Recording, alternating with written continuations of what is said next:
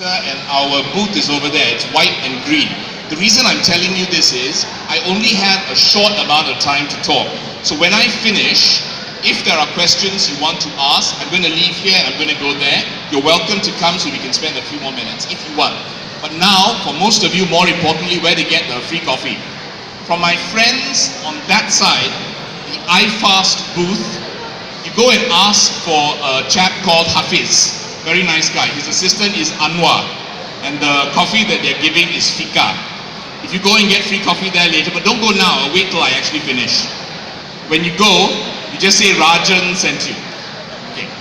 Now, the title of my talk is Building Your Financial Fortress, and it's for this Invest Smart Fest. How many of you have already built your financial fortress and you're in very, very good shape? Hands up, please. Some of you are lying because I'm looking at friends of mine who are in very good shape and no hands are going up. So let me try it another way.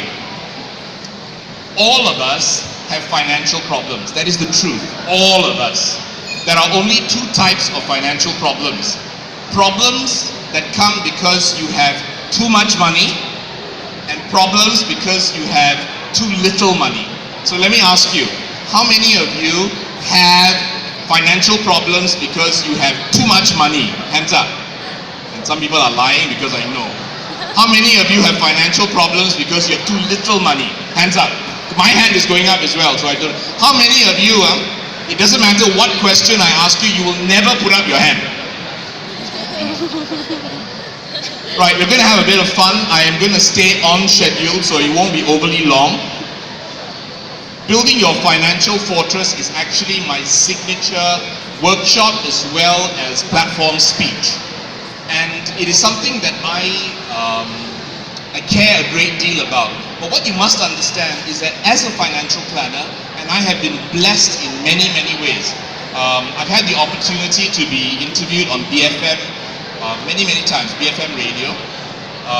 11 years ago, I was the first financial planner to be interviewed on BFM, and I was very honored. And then for those of you who still read the New Straits Times newspaper, every Sunday, I write the financial planning column there. So if you want to read, you're welcome to do that. But the reason I'm telling you that is not to boast, it's not to brag. It's actually to tell you that I am not standing here and speaking from a position of strength. I'm speaking from a position of weakness. When I was very small,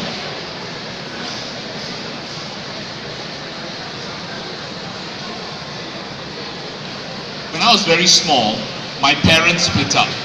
I was 1 year old when my mother. Give me the cap. Thanks. Otherwise, I'll drink.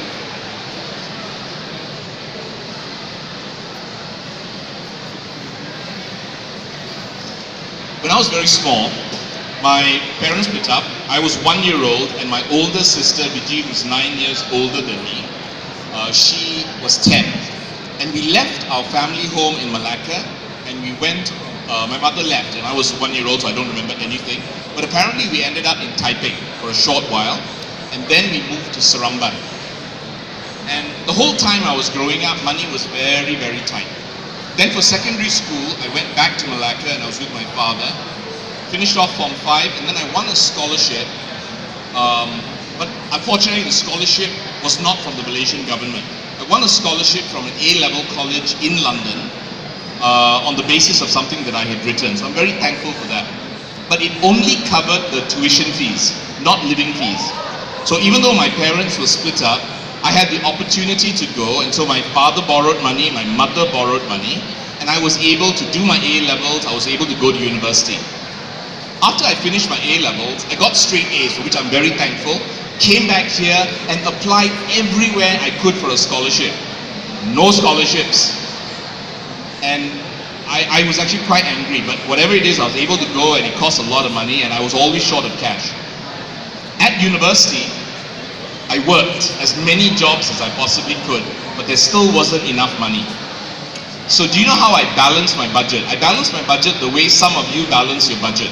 I'm not going to ask you to put your hands up, but some of you, because this is a reasonably large crowd, some of you have actually had credit card problems.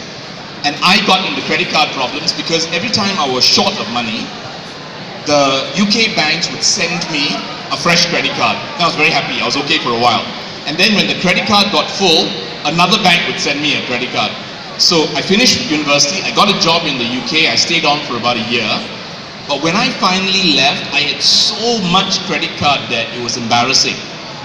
I came back to Malaysia and it took me years of converting the bulk of my Malaysian ringgit salary to sterling to get a sterling draft, send it back to my UK account and slowly pay off. It took me years. Now I said just now, I'm not speaking here from a position of strength, I'm speaking from a position of weakness. So if you've had financial problems, trust me, I probably have had more. And I'm a very, very slow learner. So years later, after clearing my credit card debts in Malaysia, to celebrate, do you know what I did? I got into credit card problems in Malaysia.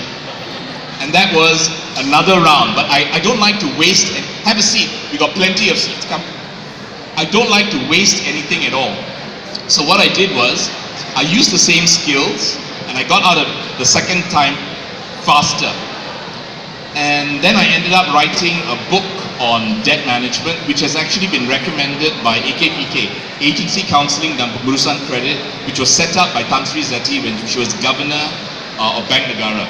AKPK is very, very important. If you have a financial problem, you may want to make a note of the letters. AKPK, they're in Maju Junction, you should go there and see them. They are level best to try and help you. So let me run through this quickly. If I run out of time, like I said, I will continue the conversation over there. I made plenty of mistakes and I continue to make mistakes. My main message to you here is there is hope. If you have a framework that is useful, there is hope. Okay, first thing you got to know is intelligent cash flow management helps us protect our family's future. How many of you, either in school or at university, you have actually taken a bookkeeping or an accounting course? Hands up please, you've done some accounting. Not many, very few. Okay, if you've done some accounting, then you actually know that for company accounts, there is something called your financial statements. And there are 3 financial statements in any company account that are really important. You've got your profit and loss account, you've got your balance sheet, and you've got your corporate cash flow statement. The corporate cash flow statement is actually very, very complex, very difficult for someone like me to understand because it is not intuitive. But when you are managing your personal finances, there are only 2 financial statements that you need to be concerned about. Number 1 is the human equivalent of a company balance sheet. It's called a net worth statement, NWS, net worth statement, and it only has 2 parts.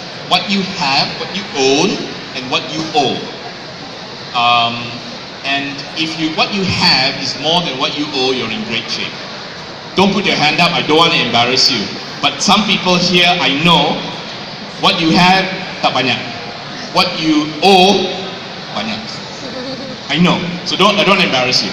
Now the other statement is this, it is a personal cash flow statement. And for financial planning, the personal cash flow statement is super easy to understand. It's not complex like a corporate cash flow statement. And the 2 parts are just this, your money in and your money out. That's all. And that's what I mean here. Intelligent cash flow management allows us to protect our family's future. What you want to do is to try very, very hard at your job, at your business, to bring in more and more money from your job and your business so that you have money to manage. And then there's money going out. Now, do you know that in Malaysia, they say that our inflation rate is very, very low. Officially, if you read the papers, that's what they say. But if I ask you, I bet you your personal inflation rates are very high. And the cost of everything, unless you just eat kangkong. Other than kangkong, everything else seems to be going up. And so, if you are able to work harder and smarter to increase your income, if you are able to sacrifice and reduce your expenses, then this bit will be bigger than this bit, and you will have some money to manage. Later, at the end of this short presentation, I don't mind if you forget my name or my face or whatever else, but I want you to remember this room, because I'm going to use this entire portion here to teach you an object lesson, and then if you've got pen and paper, you'll actually find it easier to copy down what I'm going to say. That is known as the Rajen Davadason Blueprint for Financial Freedom. Why is it called Rajen Davadason Blueprint for Financial Freedom? Because I put it together, and even though I'm actually naturally very shy, to build my business, I got to become quite thick-faced. And so when I can, I put my name out there so people remember. So please remember a little bit. Financial planning is the process of meeting your life goals through the proper management of your finances. It's only 17 words. It's a very, very simple definition. Now, this definition was actually found in an old version of the Certified Financial Planner Board of Standards website. But when I say old, I'm talking 15, 20 years ago. You can no longer find it. As far as I know, I'm the only person who memorized it, and now I keep using it every time I talk about financial planning. So for those of you who are interested in this subject, I want to ask you a simple question. What are your life goals? You all have different goals. You all have different aspirations. Some of you, your goals are to go and help your mother, help your father, have a better life. Some of your goals are to make sure that you raise enough money to be able to educate your children and then maybe even your grandchildren. Basically, money gives us opportunities, but you need to remember that money is not the most important thing in life. It isn't. There are so many other things more important. But money has a tendency to affect everything that is important. So, financial planning is the process of meeting your life goals through the proper management of your finances. What are your goals? I cannot tell you. But I will say that most of us have two very common goals. How many of you have children? Hands up, please. Hands up. Oh, very few. Okay. Let me change the question. How many of you have children that you love? Hands up. Oh, same hands went up. Okay. So if you love them, you will sacrifice for them. If you don't, then just dual, whatever. But because you sacrifice for them, you actually want to give them opportunities. And one of the biggest problems that we have seen over the last 40 years in Malaysia is that our rankings when it comes to how our public education system is seen by the rest of the world has been dropping. Because of flawed government policies, the ability of our school graduates and university graduates locally to be able to compete internationally is not great. And because of that, many of my clients actually are willing to sacrifice a portion of their retirement fund, which is not all that huge, to make sure that their kids have an opportunity to go abroad. Now, there are a lot of things happening now so that there are opportunities in Malaysia as well. But one of the main goals for parents who love their children is this: give them the very best education that you can. The other one is, you may want to work as long as you can, but chances are at some stage you're going to have to retire. And when you retire, you need to make sure that you don't need to put your hand out and ask the government to help you, or to get family members to help you. You want to be able to stand alone. So the big two goals are children's tertiary education as well as retirement funding. You can add on anything else you like as well. Now, from a financial planning perspective, there are three dimensions that you want to address. They are wealth protection, which is going to be taken care of mainly by insurance, life insurance and general insurance. Wealth accumulation, which will be taken care of by your savings, by your investments, and just now we had a very Sharia compliant, very halal panel discussion. Now listen carefully to what I'm saying, because look around, this is a mixed audience. Savings, investments, we're all on the same page. After that, we've got speculations, and above that is gambling. I do not recommend gambling, but I'm mentioning it because there are people here who like to go to Genting, or like to go and buy 4D or will do whatever else they want. And because of that, they're not going to change because I stand here and I say I don't think gambling is very smart. If you're going to do it, what you want to do is control so that your gambling doesn't destroy your family. Now when it comes to speculations, I have actually had some fairly successful speculations in my life, but not consistently. And I can remember when my speculations have done well, and I choose to forget every time my speculations have lost me a lot of money. So I cannot do anything consistently on the speculation side. So when I help my clients, all I do is help them with savings and help them with investments. And that's the main part of accumulation.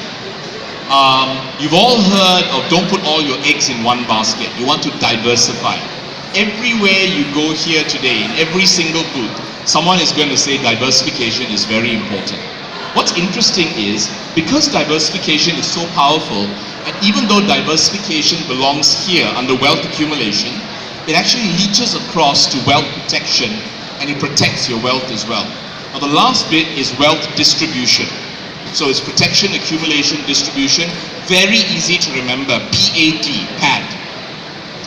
I want you to identify, of the three areas, which one you are most interested in, and then start acting on it. Now I want to just say something quickly about wealth distribution. Can I just see how many of you here are Muslim? All the Muslims, put your hands up. Okay, everyone who is Muslim, you will know that your distribution of wealth is going to be taken care of by the Sharia distribution law known as Faraid. According to Faraid, there are 11 or 12 categories of beneficiaries, and there's not much room to maneuver. If you want to bypass that, you must give gifts while people are alive. But Muslims can write a Muslim will known as a wasiat. Your wasiat will allow you to distribute up to 1/3 of your assets. That's all I'm going to say for now here. How many of you are non-Muslim? Hands up, please. Okay, for all the non-Muslims here, the two key wealth distribution products are a will and a trust. Most people don't need a trust because generally speaking it's for people who are very, very wealthy. And don't make the mistake, I'm not talking about unit trusts. I'm talking about an estate planning tool called a trust, a living trust, let's say.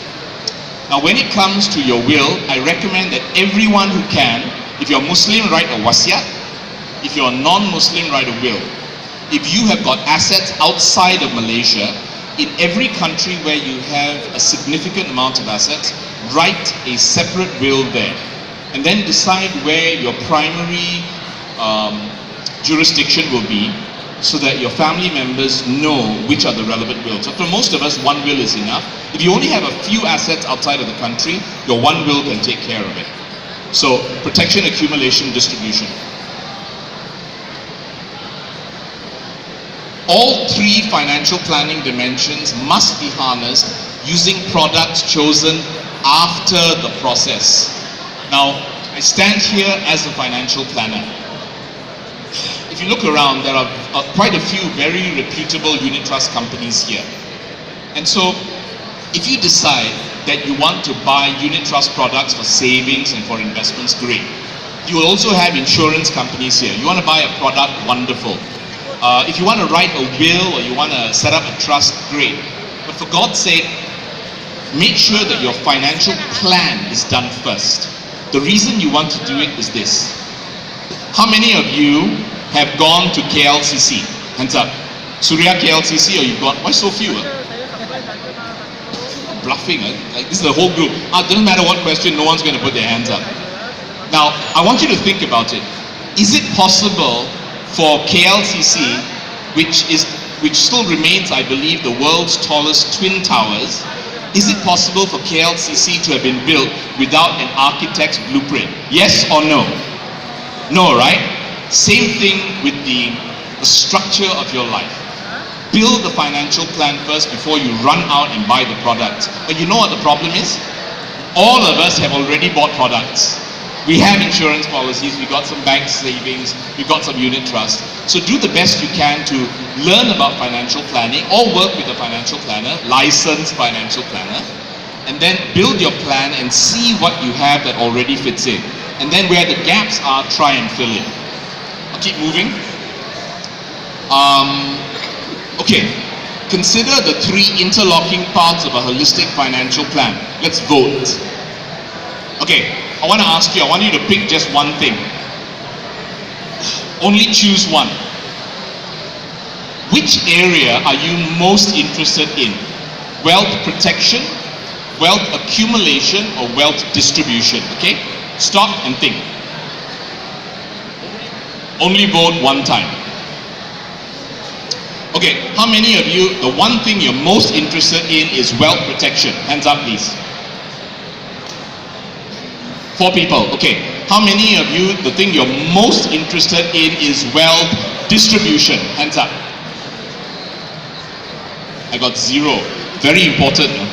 Please make sure you get it done. How many of you are most interested? I got to end in 5 minutes, which is pretty much impossible, but I will try. How many of you are most interested in wealth accumulation? Hands up. Very materialistic, but I fully understand. I have asked this question around the world when I'm presenting. I've done it in Malaysia many times. This is always the answer. People are most interested in wealth accumulation. So let's just look at this quickly. With regard to wealth accumulation, the number 1 principle that allows us to build wealth is delayed gratification. So what you do is you must choose to sacrifice.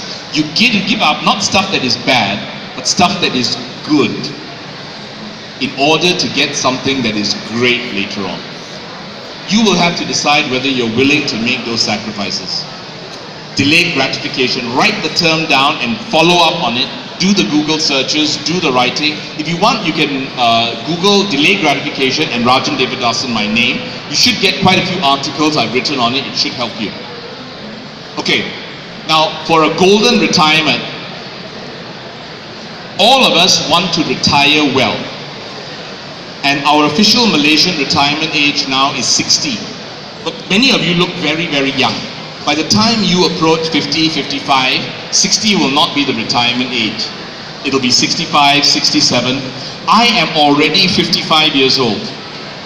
I am so glad I don't have to retire. I love my work.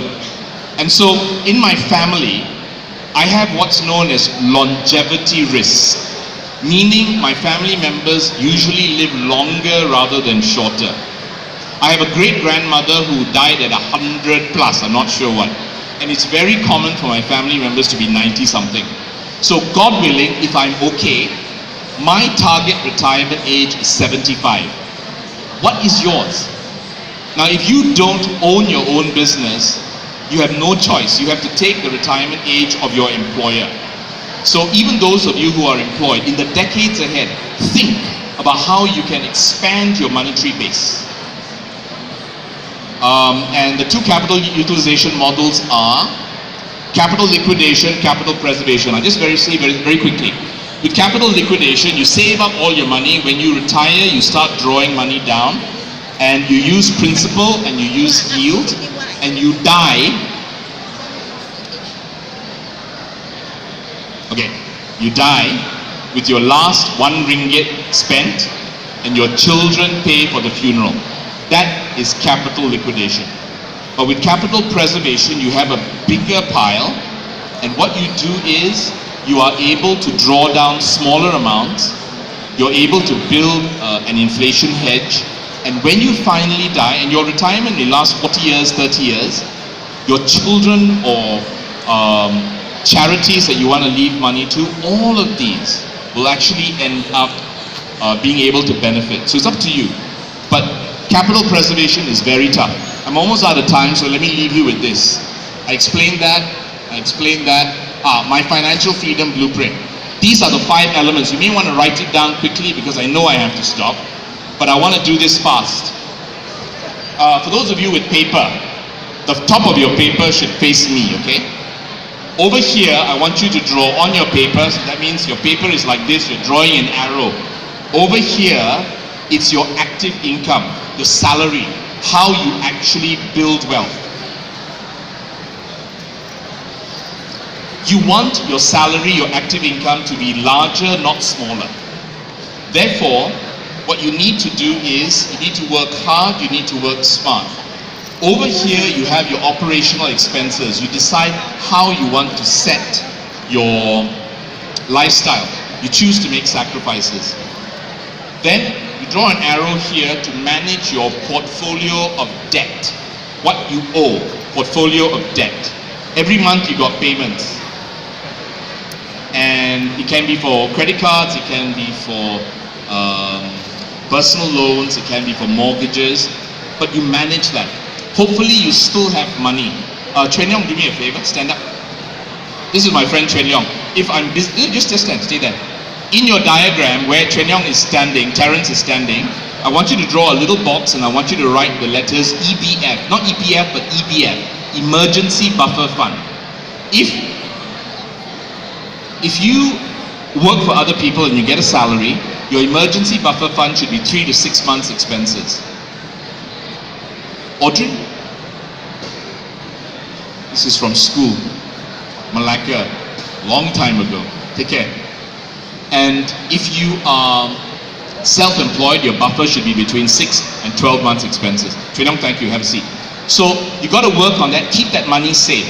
If you have an ASB account, going to trust, okay, keep it there. Otherwise, keep it in a savings account in fixed deposits.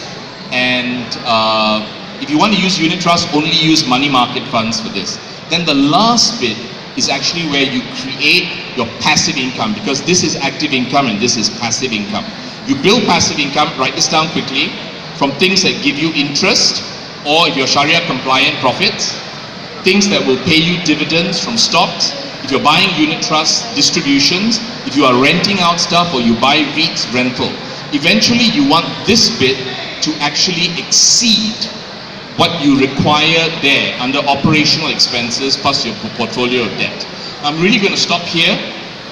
I'm just going to say that if anyone has any questions, I will be over there for a while. Otherwise, my friends can help you out as well. Let me just take you to the end. Financial freedom is a happy state of having sufficient passive income to meet all normal expenses. The normal expenses are here, operational expenses plus your payments on debt. Okay. Diversification, you want to make sure that you take care of it. 3 types of diversification. I want to ask you what is useful, but you have to tell me over there. I'm saying thank you.